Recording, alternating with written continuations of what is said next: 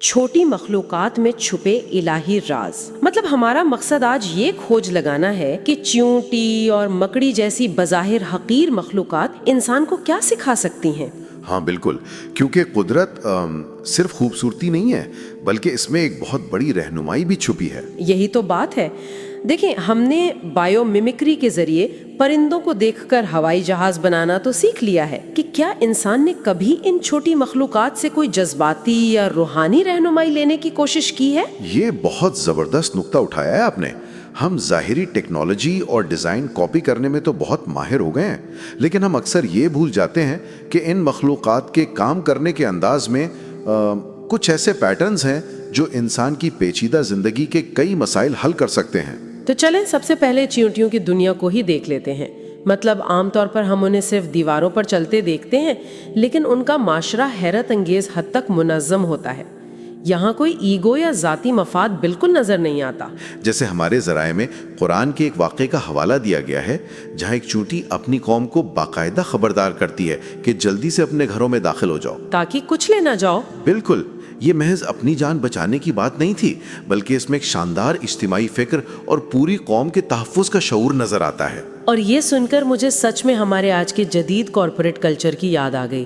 مطلب انسان جو خود کو سب سے باشعور سمجھتا ہے وہ اکثر صرف اپنے بونس یا پروموشن کی دوڑ میں اندھا ہو جاتا ہے. ایسا ہی ہے، وہ بس انفرادی کامیابی چاہتا ہے. ہاں، ہم اپنی ہی ٹیم کو پیچھے چھوڑ کر آگے نکلنے کی کوشش کرتے ہیں.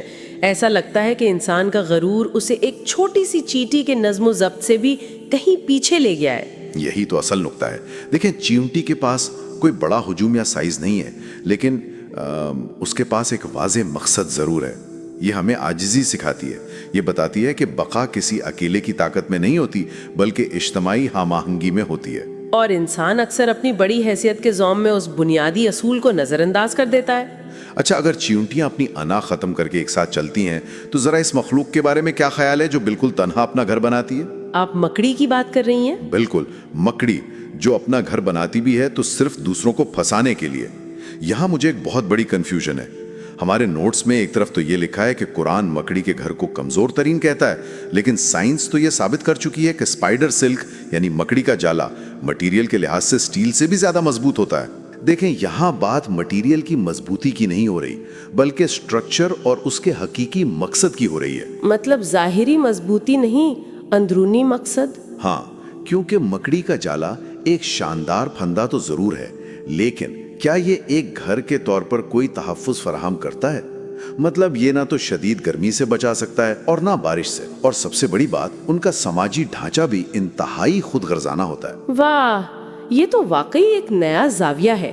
مطلب مٹیریل مضبوط ہے لیکن فاؤنڈیشن اور مقصد انتہائی کھوکھلا ہے. اس کا موازنہ ہم آج کل کی ان زندگیوں سے کر سکتے ہیں جو صرف دکھاوے پر کھڑی ہیں. بالکل، جیسے سوشل میڈیا پر ہم دیکھتے ہیں. ہاں، جیسے لوگ اپنا پورا کریئر یا خوشی صرف دوسروں کی تعریف اور ویلیڈیشن پر بنا لیتے ہیں. باہر سے دیکھنے میں یہ ایک بہت مضبوط اور چمکدار جال لگتا ہے، لیکن جب زندگی میں ذرا سا بھی حقیقی بحران آتا ہے تو یہ کوئی جذباتی تحفظ فراہم نہیں کر پاتا. 100%. کوئی بھی چیز جو صرف شہرت، مادی حوص یا دکھاوے جیسی کمزور بنیادوں پر کھڑی ہو، وہ ایک نہ ایک دن اندر سے کھوکھلی ہو کر گر ہی جاتی ہے. مکڑی کا گھر ہمیں یہی بتاتا ہے کہ ہر خوبصورت اور بظاہر مضبوط نظر آنے والا سٹرکچر حقیقت میں پائیدار نہیں ہوتا. تو اس تمام گفتگو کا نچوڑ یہ نکلتا ہے کہ ہمیں خود کا جائزہ لینا چاہیے.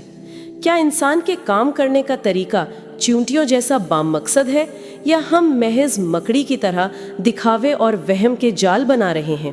اور یہی وہ بصیرت ہے جو قدرت ان مخلوقات کے ذریعے واضح کرتی ہے تاکہ انسان صرف مادی چیزوں کے پیچھے بھاگنے کے بجائے اپنی اندرونی بنیادوں کو بھی جانچے کہ وہ کتنی مضبوط ہیں. بالکل صحیح کہا آپ نے.